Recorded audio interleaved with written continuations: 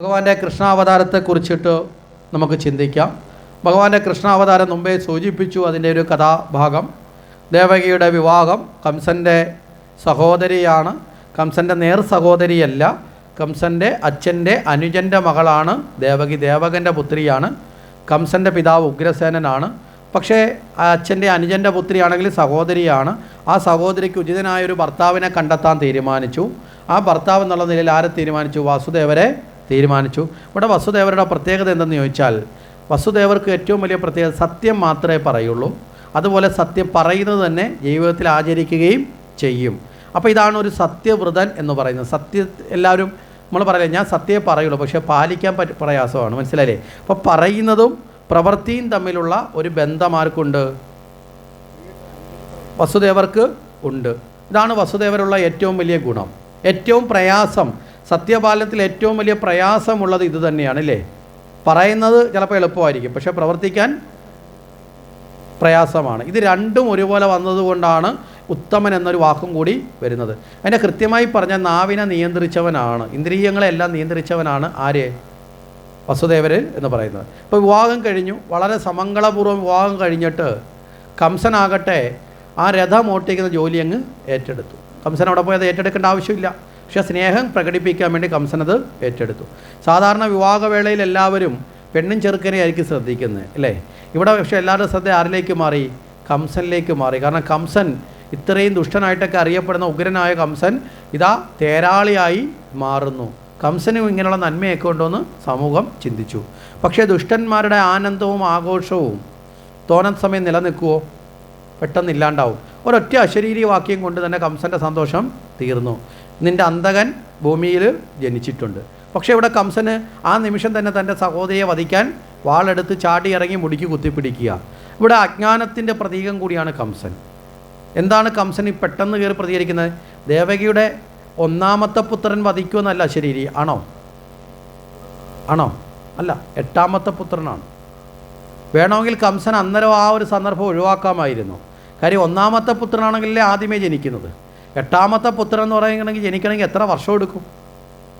കല്യാണം കഴിഞ്ഞതേ ഉള്ളൂ. പുത്രന്മാരുണ്ടാവോ ഉണ്ടാവില്ല എന്നുള്ള 2ാമത്തെ കാര്യം.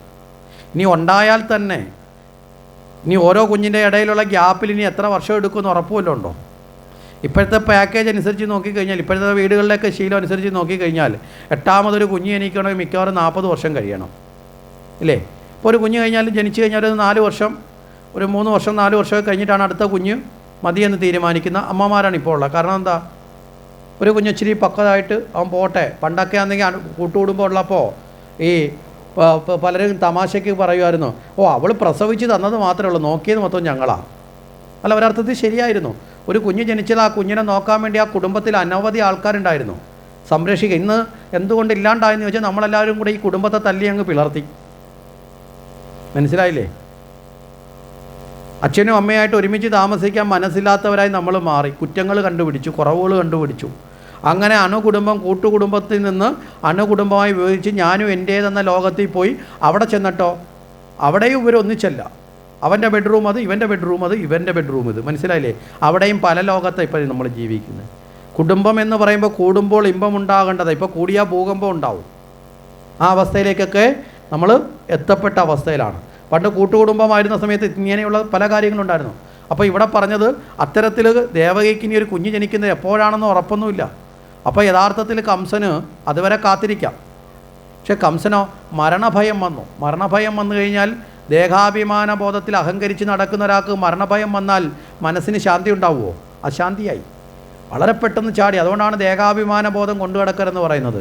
ദേഹാഭിമാനം കൊണ്ടുകിടന്നാൽ നമുക്ക് പിന്നെ ഒരു കാര്യത്തിലും ശാന്തമായി മുന്നോട്ട് പോകാൻ പറ്റത്തില്ല. അശാന്തി വളരെ വേഗം നമ്മളെ കീഴടക്കും.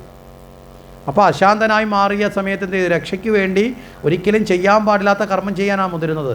സ്വന്തം സഹോദരിയാണ്, അതിനേക്കാൾ ഉപരി അനിയത്തിയാണ്. അനിയത്തിയാകുമ്പോൾ മകളെന്നൊരർത്ഥമുണ്ട്.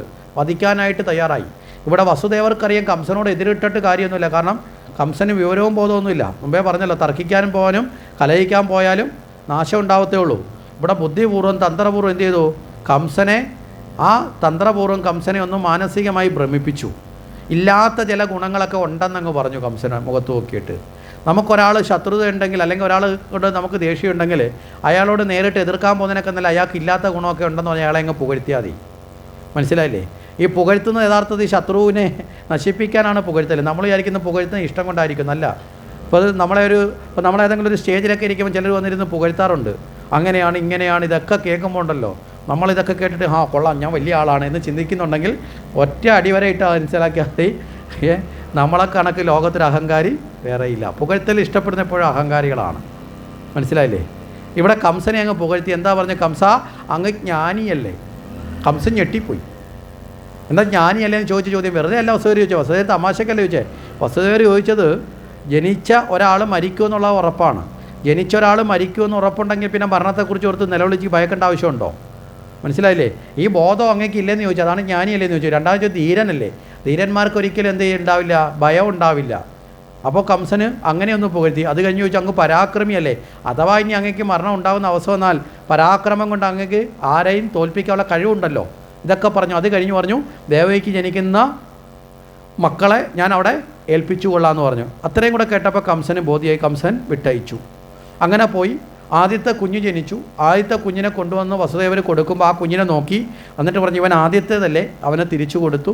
ആ സമയത്ത് ഗർഗാചാര്യർ വന്ന് ഈ കുഞ്ഞിന് പേരിട്ടു. കീർത്തിമാൻ എന്നൊരു പേരും ആ കുട്ടിക്കിട്ടുണ്ട്. ആദ്യത്തെ കുഞ്ഞിന് കീർത്തിമാൻ എന്നൊരു പേര് വരെ ഇട്ടു. പക്ഷേ ഈ സമയത്ത് നാരദർ കടന്നു വന്നു. നാരദർ ചോദിച്ചു, കംസ നീ എന്തേ ബുദ്ധിഭ്രമം വന്നവനെ പോലെ ചെയ്യുന്നത്? ഞാൻ അറിഞ്ഞു ഇങ്ങനൊരു അശരീരി കേട്ടു എന്നും ദേവകിയുടെ കുഞ്ഞ് നിന്നെ വധിക്കുമെന്നൊക്കെ ഞാൻ കേട്ടിട്ടാണ് ഞാനിവിടെ വന്നത്. അപ്പോഴാണ് കംസൻ പറഞ്ഞത് ആ കുഞ്ഞ് ജനിച്ചു, ആദ്യത്തെ കുഞ്ഞ് ഇപ്പോൾ കൊണ്ടുവന്നേ ഉള്ളൂ. ഞാൻ പറഞ്ഞു കൊണ്ടുപോയിക്കോളൂ, കാര്യം ആദ്യത്തെ കുഞ്ഞല്ല, 8ാമത്തെ കുഞ്ഞാണല്ലോ വധിക്കുന്നത്. അപ്പോൾ ഇവിടെ നാരദർ കയറി ഇടപെട്ട് നാരദർ പറഞ്ഞു, കംസ നീ എന്താ അങ്ങനെ ചിന്തിച്ചത്? ഈ ദേവന്മാർക്ക് പൊതുവിൽ ഇപ്പം വരാൻ പോകുന്ന ദേവകിയുടെ മക്കളായി വരുന്നതും ഈ യാദവന്മാരെന്ന് പറയുന്ന നിസാരക്കാരെന്നല്ല, ഇവരെല്ലാം ദേവന്മാരാണ്. ഈ ഓരോ ദേവന്മാരാണ് വിഷ്ണു വരുന്നത്. സാക്ഷാൽ വിഷ്ണുവാണ് ജനിക്കാൻ പോകുന്നത്. ഈ വിഷ്ണു വരുന്നതിന് മുമ്പായിട്ട് തന്നെ ദേവന്മാരെ മുഴുവൻ ഇങ്ങോട്ട് പാക്കേജായിട്ട് വിട്ടിരിക്കുകയാണ് യാദവന്മാരാക്കിയിട്ട്. ഈ യാദവന്മാരോടുള്ള ശത്രുത കംസൻ്റെ മനസ്സിലങ്ങ് വർദ്ധിപ്പിച്ചു. ഇനി ഇവിടേക്ക് വരാൻ പോകുന്നത് കൃത്യമായിട്ട് വിഷ്ണുവാണ്.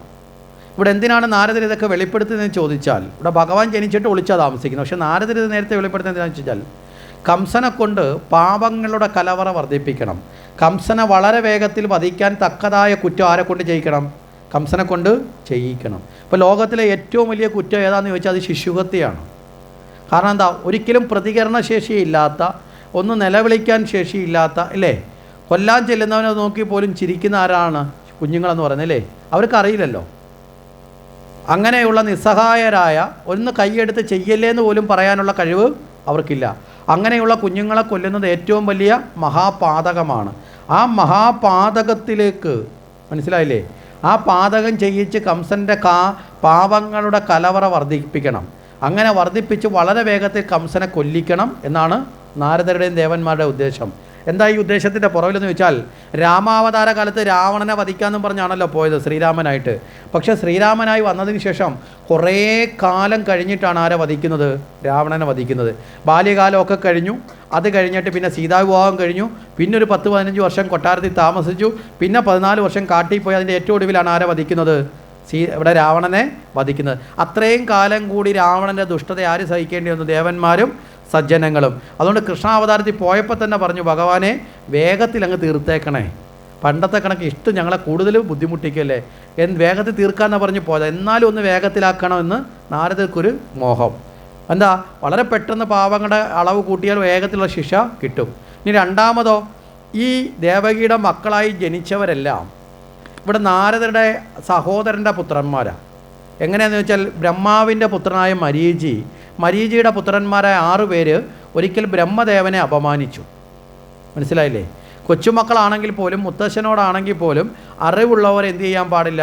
അപമാനിക്കാൻ പാടില്ല. ഇവിടെ അപമാനിച്ചതിൻ്റെ ഫലമായിട്ട് അജ്ഞാനത്തിലേക്ക് അടിമപ്പെട്ടതുകൊണ്ട് 3 ജന്മം പോയി അസുരന്മാരായി ജനിക്കട്ടെ, 3 ജന്മം കഴിഞ്ഞ് വരാൻ പറഞ്ഞു. അപ്പോൾ 2 ജന്മം അസുര ജന്മത്തിലും 1 ജന്മം മനുഷ്യജന്മത്തിലും വന്നു. 3 ജന്മം കഴിഞ്ഞ് ഭൂമിയിലേക്ക് പോയി പതിക്കട്ടെ എന്ന് ശപിച്ചു.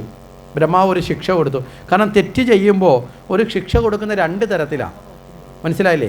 ഒന്ന്, ആ തെറ്റ് ചെയ്തവനത് തെറ്റാണെന്ന് ബോധ്യം വരണം, അല്ലേ? അതിനല്ലേ ശിക്ഷ കൊടുക്കുന്നത്. 2, തെറ്റ് തിരുത്താനുള്ള മാനസികാവസ്ഥ ഉണ്ടാവണം. ഇവിടെ ബ്രഹ്മാവ് ശിക്ഷ കൊടുത്ത എന്താണ്? മുത്തശ്ശനാണ്. പക്ഷേ ഇപ്പോൾ അമ്മമാർ കുഞ്ഞുങ്ങളെ ശിക്ഷിക്കാറില്ലേ? സ്നേഹം ഇല്ലാത്തതുകൊണ്ടാണോ ശിക്ഷിക്കുന്നത്? സ്നേഹം ഉള്ളതുകൊണ്ടാണോ? സ്നേഹം ഉള്ളതുകൊണ്ടാണ്. എന്താ കാരണം? ആ തെറ്റ് ചെയ്ത തെറ്റാണെന്ന് ബോധ്യപ്പെടുത്തുകയും ആ തെറ്റ് തിരുത്താനുള്ള അവസരം കൊടുക്കും. ഇത് ബ്രഹ്മാവ് ഇത് തന്നെ ചെയ്തത്. ഈ തെറ്റ് ചെയ്തതിനുള്ള ശിക്ഷ കൊടുത്തു, അത് തിരിച്ചു വരണം. അപ്പോൾ ഈ 2 ജന്മത്തിൽ ആദ്യത്തെ ജന്മത്തിൽ ഇവർ നേരെ ഹിരണ്യകശിപുവിൻ്റെ മക്കളായിട്ട് ജനിച്ചു, പ്രഹ്ലാദൻ്റെ സഹോദരന്മാരായി. 2ാമത്തെ ജന്മത്തിൽ കാലനേമിയുടെ മക്കളായി ജനിച്ചു. 3ാമത്തെ ജന്മമാണ് ഇവരിവിടെ വരുന്നത്, ദേവകിയുടെ മക്കളായി ഈ 6 പേര് വരുന്നത്. അപ്പോൾ ജനിച്ച ഉടനെ തന്നെ ഇവരെ ഇവിടെ നിന്ന് തിരിച്ചു കൊണ്ടുപോകാനാണ് നാരദർ ശ്രമിക്കുന്നത്. പിന്നെ കിടന്ന് ജീവിക്കേണ്ട. അതുകൊണ്ട് ആ ജന്മത്തിൽ മുഴുവൻ അനുഭവിക്കേണ്ട ദുഃഖത്തെ ഒറ്റയടിക്ക് കംസനെ വേണ്ട നിലത്തടിക്കുമ്പോൾ ഒറ്റ ദുഃഖത്തിൽ എല്ലാം കൂടെ ചേർത്ത് ഒരുമിച്ചൊരു പാക്കേജാക്കി നേരെ കയറ്റി വിടുകയാണ്.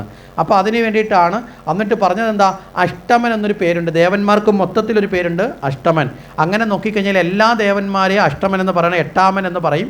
അതുകൊണ്ട് ആദ്യം വന്നതോ അവസാനം വന്നതോ നോക്കണ്ട എന്ന് പറഞ്ഞു. എന്നിട്ടും കംസനൊരു ഉറപ്പ് വന്നില്ല. അപ്പോൾ പിന്നെ നേരെ കൊട്ടാരത്തിലെ തൂണെണ്ണി അങ്ങോട്ട് പഠിപ്പിച്ചു.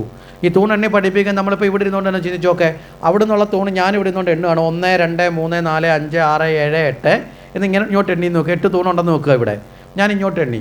ഇവിടെ ഇപ്പം ഞാൻ അവിടുന്ന് 1 2 എന്ന് എണ്ണി ഇങ്ങോട്ട് എണ്ണി. അവിടെ ഇരിക്കുന്ന ഒരാൾ ഇവിടുന്ന് അങ്ങോട്ട് എണ്ണുകയാണ്. 1 2 3 4 5 6 7 8 എന്ന് പറഞ്ഞാൽ അതും 8 ആവില്ലേ? പറഞ്ഞു മനസ്സിലല്ലേ? ഞാൻ അവിടുന്ന് ഇങ്ങോട്ട് എണ്ണിയതുകൊണ്ട് ഇത് 8 ആയി. ഇവിടുന്ന് എണ്ണി തുടങ്ങിയാൽ തിരിച്ചു 8 ആവും. അപ്പോൾ കംസൻ തോന്നി ആ തുടക്കത്തിലെ അവസാനത്തെയാണ് പ്രശ്നം. അപ്പോൾ വീണ്ടും നാരദൊരു കാര്യം പറഞ്ഞു. ഒരു വൃത്തം വരച്ചിട്ട് ചുറ്റും വരകളിട്ട് കാണിച്ചു കൊടുത്തു. എന്നിട്ട് പറഞ്ഞ് ഇതിൻ്റെ മുകളിൽ നിന്ന് എണ്ണാൻ പറഞ്ഞു. മുകളിൽ നിന്ന് എണ്ണുമ്പോൾ അതിൻ്റെ പുറകെ വരുമ്പോൾ 8 ആവും. സൈഡിൽ നിന്ന് എണ്ണി അതിൻ്റെ പുറകെ വരുമ്പോൾ 8 ആവും. താഴെ നിന്ന് എണ്ണി അതിൻ്റെ പുറകെ വരുമ്പോൾ 8 ആവും. അങ്ങനെ നോക്കിയാൽ ഏതൊരു സംഖ്യ എന്താവും? 8 ആവും. അപ്പോൾ പറഞ്ഞ് എല്ലാവരെയും വധിച്ചേക്കാൻ പറഞ്ഞു. മനസ്സിലായില്ലേ? നാരദർ ഈ കാര്യങ്ങളൊക്കെ ഏൽപ്പിച്ച് നാരദർ പോയി ഈ കുഞ്ഞിനെ തിരിച്ചു വിളിച്ചു. ആ കുഞ്ഞിനെ വധിച്ചു. 6 കുഞ്ഞുങ്ങളെയും വധിച്ചു. അവസാനം 7ാമത് വരുന്നത് സാക്ഷാൽ ബലരാമനാണ്. ആ ബലരാമൻ അനന്തൻ്റെ അവതാരമാണ്. അനന്തനും വിഷ്ണുബായിയും കൂടെ ചേർന്നിട്ടുള്ള അവതാരമാണ് ബലരാമൻ.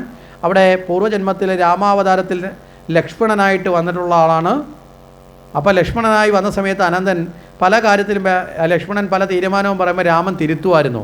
പക്വതയില്ലാത്തതുകൊണ്ട് തിരുത്തുമായിരുന്നു. അന്നൊക്കെ ഇടയ്ക്കിടയ്ക്ക് ലക്ഷ്മണൻ പറയും, ഞാൻ അനുജനായതുകൊണ്ടല്ലേ എല്ലാം കേൾക്കേണ്ടത്, എന്നെങ്കിലും ഒരിക്കൽ ഞാൻ ജ്യേഷ്ഠനായിട്ട് വരികയാണെങ്കിൽ. മനസ്സിലായില്ലേ? രാമൻ അന്നേരം മനസ്സുകൊണ്ട് അനുഗ്രഹിച്ചു, അടുത്ത അവതാരത്തിൽ ജ്യേഷ്ഠൻ്റെ സ്ഥാനം കൊടുത്തേക്കാം. അടുത്ത അവതാരത്തിൽ ജ്യേഷ്ഠൻ്റെ സ്ഥാനത്ത് ആര് വന്നു? ബലരാമൻ. അതുകൊണ്ട് ബലരാമനെ നിലനിർത്തണം എന്ന് ചിന്തിച്ചു അനന്തരെ. അതുകൊണ്ട് നേരെ ദേവകിയുടെ ഉദരത്തിൽ നിന്ന് ഭഗവാൻ തൻ്റെ മായാദേവിയെ കൊണ്ട് അവിടെ രോഹിണിയുടെ ഉദരത്തിലേക്ക് മാറ്റി. അങ്ങനെ രോഹിണി അവിടെ ആ കുഞ്ഞിന് ജന്മം കൊടുത്തു. അപ്പോൾ ഇത് കഴിഞ്ഞിട്ട് നേരെ 8ാമത്തെ കുഞ്ഞിലേക്ക് വരുന്നു. ആ 8ാമത്തെ കുഞ്ഞിനെ ഉദരത്തിലേക്ക് വഹിക്കുന്നതോടുകൂടി ദേവകിയുടെ തേജസ്സും എനർജിയൊക്കെ വർദ്ധിച്ചു വന്നു. ഇതെല്ലാം കണ്ട് ഭയന്ന കംസൻ കയ്യിലും കാലിലും ഒക്കെ വിലങ്ങിട്ടു. സമ്പൂർണ്ണമായിട്ട് കാവൽക്കാരെ ഏർപ്പാട് ചെയ്തു. ഒരു ചെറിയ അനക്കമുണ്ടെങ്കിൽ പോലും അറിയാവുന്ന രീതി തയ്യാറാക്കി. ആ പൂർണ്ണ ഗർഭിണിയായി വന്നതോടുകൂടി കംസൻ ഉറക്കമില്ലാത്ത ദിവസങ്ങളായി.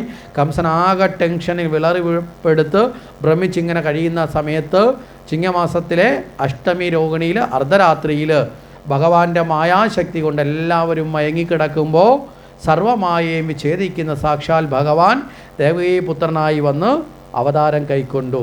ആ അവതാരം കൈക്കൊള്ളുന്ന സമയത്ത് തന്നെ അവിടെ ബന്ധിച്ചിരുന്ന എല്ലാ താഴുകളും തുറന്നു. കയ്യിലും കാലിലും ഒക്കെ ബന്ധിച്ച ആ ചെങ്ങലകളെല്ലാം തന്നെ അകന്നു മാറി. എല്ലാ ബന്ധനങ്ങളെ അകറ്റുന്നവനാണ് ഈശ്വരൻ. സർവകർമ്മ ബന്ധ വിനാശകനായ വാസുദേവ കൃഷ്ണനായി ഭഗവാൻ വന്നു പിറന്നു. അതോടുകൂടി തന്നെ ഭഗവാൻ തൻ്റെ ശംഖചക്രഗദാപത്മധാരിയായി തൻ്റെ ദിവ്യരൂപം ദേവകിക്കും വസുദേവർക്കും കാട്ടിക്കൊടുത്തു. അത് കാട്ടി അനുഗ്രഹിച്ചതിന് ശേഷം അവരോട് തന്നെ പറഞ്ഞു, ഇവിടുന്ന് വളരെ വേഗത്തിൽ എവിടേക്ക് മാറ്റണം? യശോദയുടെ ഗൃഹത്തിലേക്ക് മാറ്റി യശോദയ്ക്ക് ജനിച്ചിരിക്കുന്ന പെൺകുഞ്ഞിനെ ഇവിടേക്ക് കൊണ്ടുവരണമെന്ന് പറഞ്ഞു. അതിൻ പ്രകാരം യശോദയുടെ ഗൃഹത്തിലേക്ക് ഭഗവാനെ വസുദേവരെത്തിച്ചു. അവിടെ നിന്ന് യശോദയ്ക്ക് പിറന്ന പെൺകുട്ടിയെ എവിടേക്ക് കൊണ്ടുവന്നു? കംസൻ്റെ കാരാഗൃഹത്തിലേക്ക് കൊണ്ടുവന്നു. കംസൻ്റെ കാരാഗൃഹത്തിലേക്ക് എത്തപ്പെടുന്ന സമയത്ത് അവിടെ ഈ വിലങ്ങുകളൊക്കെ വീണ്ടും പഴയതുപോലെയായി. മായാദേവിയാണല്ലോ വന്നെല്ലാം പഴയതുപോലായി. ഇതെല്ലാം പഴയതുപോലെ ബന്ധിക്കപ്പെട്ടപ്പോൾ ഈ കുഞ്ഞ് കരഞ്ഞു. ഈ കരച്ചിൽ കേട്ടുകൊണ്ട് ഉറക്കത്തിൽ നിന്ന് ഉണരുന്നത് പോലെ കംസൻ്റെ ഭടന്മാരൊക്കെ ചാടി എണ്ണീറ്റ് കംസനോട് ചെന്ന് പറഞ്ഞു. കംസനാകട്ടെ ആ ഉറങ്ങാതെ തന്നെ കാത്തിരിക്കുന്ന കംസൻ അലറിക്കൊണ്ട് വളരെ വേഗത്തിൽ ഓടി വന്നു.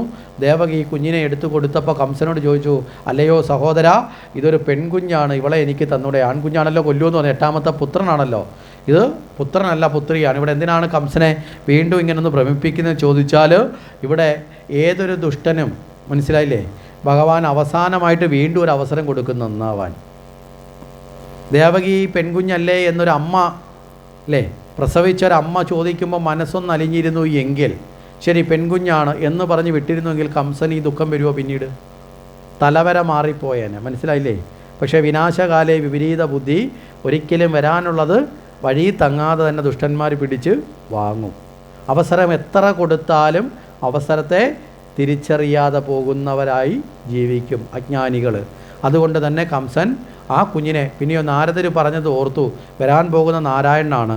പണ്ട് പാലാഴി മദന സമയത്ത് ആണായിട്ടിരുന്നിട്ട് പെട്ടെന്ന് പെണ്ണായി മാറി മോഹിനിയായവനാ. അപ്പോൾ പെണ്ണായിട്ട് വന്ന കുഞ്ഞായി വന്നാലും ആണായിട്ട് മാറാനും ചിലപ്പോൾ സാധിക്കും. അതുകൊണ്ട് എന്ത് ചെയ്തു? നിലത്തടിച്ച് കൊല്ലാൻ ശ്രമിച്ചു. മുകളിലേക്ക് അഷ്ടഭുജങ്ങളോട് ഉയർന്ന ഒരു ദേവതയായി മാറി. ആ ദേവത അവിടെ നിന്നോട് പറഞ്ഞു, കംസ നിൻ്റെ അന്തകൻ ഭൂമിയിൽ ജനിച്ചിട്ടുണ്ട്, പരാക്രമം എന്നോട് വേണ്ട എന്ന് വളരെ കൃത്യമായി പറയുകയും വെളിപ്പെടുത്തുകയും ചെയ്തു.